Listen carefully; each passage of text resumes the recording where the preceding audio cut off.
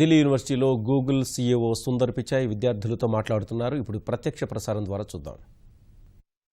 Maybe that question was a little wrong. Is Google a fun place, or is it a place for workaholics?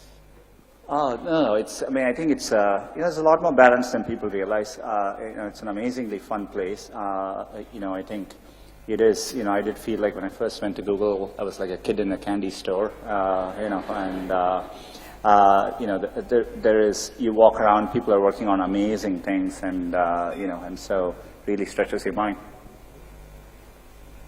Is one of the things we talk about in sport is that sometimes it's easier to get to number one than stay number one, and Google has done an amazing job of staying number one. Mm-hmm.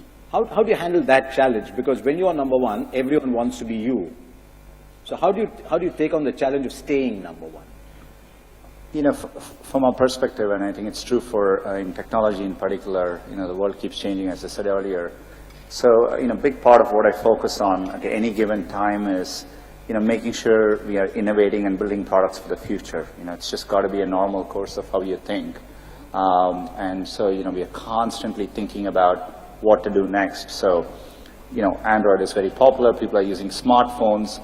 But, I always sit and think about what is the next version of how people use computing, right? And so we are thinking about, things like virtual reality or augmented reality. So these are all new areas, but we are constantly thinking about it. And so you have to do that on a constant basis to push forward. Because Google's a great example. The tech world is littered with shooting stars that came up, that shot, that lit up the world, and literally like meteors went away. Google has been phenomenally successful in bucking that trend. Yeah, and I think we've always had a very ambitious mission. We wanted to organize the world's information and make it universally accessible. I think in the context of smartphones and how people use it around, if anything, that mission is even more relevant. There's a lot more information which people consume, so we want to do a better job of that. And we feel like we are in early days of that mission, with things like what we call as machine learning and artificial intelligence. We'll be able to do much better with all of these things. And so for us, the journey is just getting started. One of the reasons everyone here, I suspect, is excited to meet you is you are what they would like to be. An Indian who studied here, went overseas, and did what everyone would dream of doing. Is it mandatory even today, you think, for people in this room, for an Indian to go west to become a tech star? I hope not. I think one of the things which is exciting, I'm excited to be speaking here, is, I do think there are many, many different paths you take. And I think especially I was telling someone on the way over here, last week someone on Twitter tweeted to me and said, thank you on behalf of Indians, this was Indian American, but he tweeted to me and said, thank you on behalf of all Indian Americans for not being a doctor. And, showing other paths exist. And I hope it's the same. Being in the U.S., I find people take a remarkably varied number of paths. And, so I do think it's important to follow your dream and do something which you're, excited by. So I think if you follow your heart and do what you like, you will always do much better. And so I don't think it matters that you're an engineer or you're in science, or it could be in any field. And I think you're a good example of, having gone to IIM and switching and being, at that time, I distinctly was impressed by the fact that you were bold enough to do something like that. But I think it's phenomenal. You did something which, you followed your heart. And I think those are examples. It's one of those moments when the head of Google says he knows you. It's like friend of mine plays for Australia, Matthew Hayden. We became friends. And when Usain Bolt won the 100 meters, he was asked about his love for cricket. And he said, my favorite's Matthew Hayden. And his children said, but you are our coach. Why does he know you? So anyway. Yeah, because increasingly it's becoming easier to do what you want in this country, because you don't have to go through standard infrastructures and clearances. What Google has done is it's almost given flight to a lot of young dreams. Yeah. And that surely must please you enormously, that Google is now seen as this pathway almost. It's exciting for me to see. I mean, one thing I would add is it's not just doing, another thing I've noticed over time is, you will have many opportunities to reinvent yourself. And so, so I think, it's worthwhile taking risks, trying to do something you're really, excited by.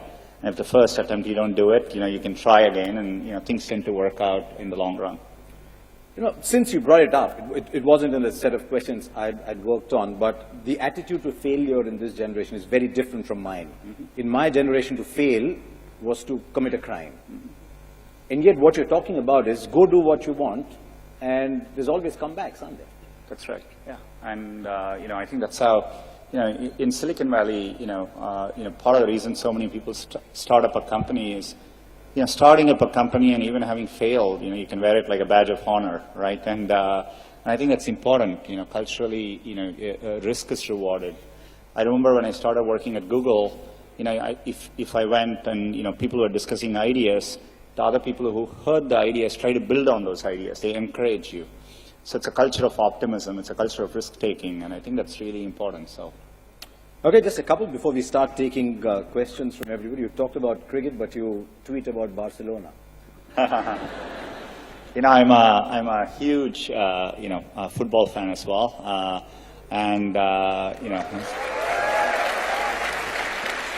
I remember when I was young, waking up and driving my mom crazy because I would wake up in the middle of the night to watch World Cup soccer at that time and to watch the Brazilian team in those days, in the 80s. And, I continue to, cricket and soccer are two sports I follow. I follow actually football more now because it's easier to follow it there. And I'm a very big Barcelona and a Messi fan. All you guys who wanted to talk about Cristiano Ronaldo, don't. I don't know whether you saw the recent El Clasico in which Barcelona won 4-0.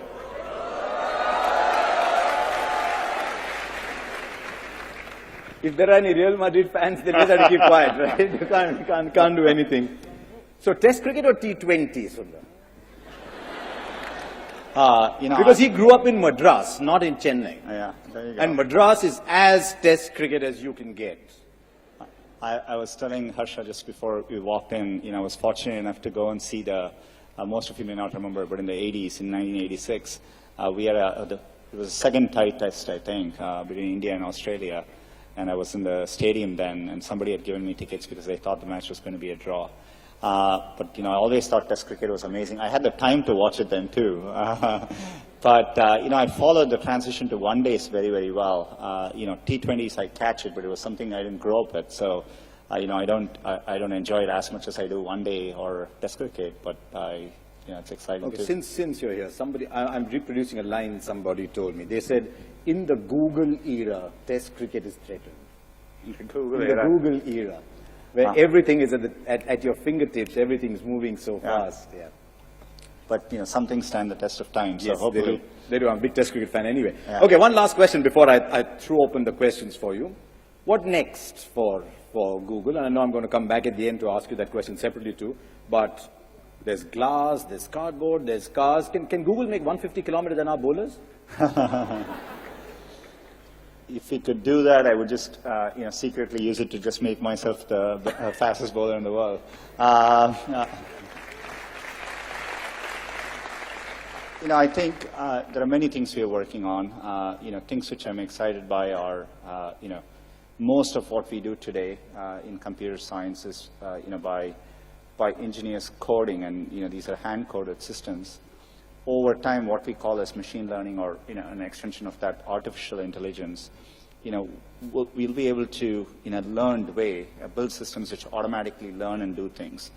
And that is, you already do it today. So, for example, when you talk about self-driving cars, the way the cars recognize that it's a stop sign or a pedestrian, these are machine learning. These are what we call as deep neural nets, and they automatically learn what they are doing.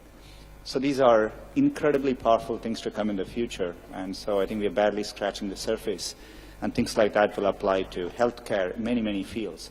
And so, there's a lot left to do. One day, the self-driving cars will learn how to drive in Delhi. that one is pretty hard, yeah. Okay, excellent. We've got questions from you, and it's incredible how many of you wrote in and asked questions. Geez, he's wearing a Google shirt as well. Okay. Okay. The question comes from Chandra Nair. Chandra, there you are, from Kulachi Hansraj Model School. Have I got the pronunciation right? Yes, sir. Excellent. Chandra, your question. My question is, what would you have been if not the CEO of Google? Wow, I would have taken, I'm not that picky, football or cricket, I would have been okay with either. I think I would have still been building software products, that's what I love to do, and, I always was fascinated by the fact that, with software, if you had an idea in your head, you could make it happen and you could see the outcome of what you did. And, I love building products at the end of the day, and, it's what I would have liked to do. It's the old thing, isn't it? When remember my father telling me when we were growing up, become whatever you want, but just try and become the best at it. So if you want to build products, just try and become the best at it, don't you? Okay, I think we're going left to Soumya Joshi from SRCC. Hi, Soumya, I'm Soumya. Hi, Sunder. Hi, Harsha. So my question for Sunder is, I'm right here. There you are, Yeah. yes. So my question for you is, what motivated you to switch fields from first metallurgy to management to computer science? And did you ever feel incompetent or even a bit insecure while working with people who were given more qualified in that field than you were? My background, so I was always interested in technology, and, the first chance I could get to program, I learned programming, and, so for me, I never thought of it as switching fields as much as when the internet started happening, it took me a while to realize the power of it, and, it became obvious to me for the first time we are going to have something which could, connect one day all of humanity and would profoundly transform what people did. So I wanted to be a part of that, so, part of the journey. So that's how I thought of it, and so I didn't think of it as necessarily switching careers. To answer your second question, absolutely. I would actually encourage all of you, if at some point in your life, you have to work with people where you feel a bit insecure, right? That's essential, because that means you're working with people who are better than you and who are pushing you, right? And so I'll always encourage, if you actually feel very secure in what you do, that means you're doing something comfortable and you're not pushing yourself. And so there are many times I've felt working with people in a group, am I doing enough? These people seem much better than me, and I think that's an inherent part of learning.